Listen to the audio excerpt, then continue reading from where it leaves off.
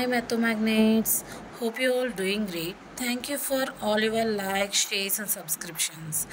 If you forget to hit, please subscribe my channel. ఇప్పటి వరకు మనం పర్స్పెక్టివ్స్ ఇన్ ఎడ్యుకేషన్లో 4 పార్ట్స్ చెప్పుకున్నాము. టుడే మనం 5th పార్ట్ గురించి డిస్కస్ చేసుకుందాం. ఇందులో education in lateral or post Vedic period గురించి మనం చెప్పుకుందాం. ఓకే, ఇంతకుముందు క్లాస్లో నేను education in early or pre Vedic period గురించి చెప్పాను.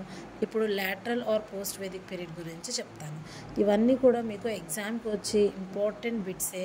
నేను బయట నుంచి ఏమీ తీసుకురావట్లేదు, అన్నీ కూడా ఎగ్జామ్స్కి వచ్చే బిట్సే అనమాట. జాగ్రత్తగా నోట్ చేసుకోండి. నోట్స్ ప్రిపేర్ చేసుకుంటే మీకు ఈజీగా ఉంటుంది.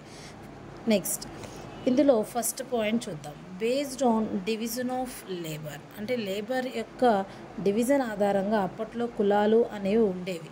ఎప్పుడు అప్పట్లో అంటే లాటరల్ వేదిక్ పీరియడ్లో అనమాట. సమవిభజన ఆధారంగా వాళ్ళు చేసే పనిని ఆధారంగా వాళ్ళు క్యాస్ట్ ఏంటి అనేది డిసైడ్ చేస్తూ ఉండేవారు అనమాట. అంటే వాళ్ళు బ్రాహ్మిన్సా, క్షత్రియాస, వైశ్యాస అండ్ శూద్రాస అనేది వాళ్ళ పనిని ఆధారంగా వాళ్ళ క్యాస్ట్ని కూడా డివైడ్ చేస్తూ ఉండేవారు. Next one occupation. ఆక్యుపేషన్ అంటే కెన్ చేంజ్, వాళ్ళు చేసే పనిని చేంజ్ చేసుకునే అవకాశం వాళ్ళకి ఉండేదన్నమాట. Next third point PL Revanth.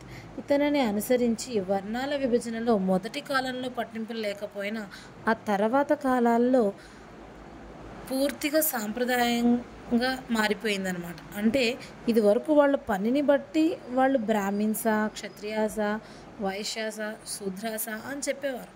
కానీ తర్వాత కాలాల్లో అది ఒక సాంప్రదాయంగా మారిపోయింది. అంటే వాళ్ళు బ్రాహ్మిన్స్ కాబట్టి వాళ్ళు టీచే చేయాలి అని మొత్తం మారిపోయిందనమాట. అంటే వాళ్ళు బ్రాహ్మిన్స్ కాబట్టి ఈ పనే చేయాలి, వాళ్ళు క్షత్రియులు కాబట్టి ఈ పనే చేయాలి, వాళ్ళు శూద్రాస్ కాబట్టి ఈ పనే చేయాలి అని కంపల్సరీగా అదొక సాంప్రదాయంగా మారిపోయిందనమాట. మనకి ఓన్లీ ఇందులో ఈ 3 పాయింట్స్ మాత్రమే ఉన్నాయి. నెక్స్ట్ లెసన్లో మనం ఎడ్యుకేషన్ ఇన్ బుద్ధిస్ట్ పీరియడ్ గురించి చూద్దాం. ఈ వీడియో మీకు నచ్చినట్లయితే, హెల్ప్ఫుల్గా అనిపించినట్లయితే please like, share and subscribe my channel. Thank you so much.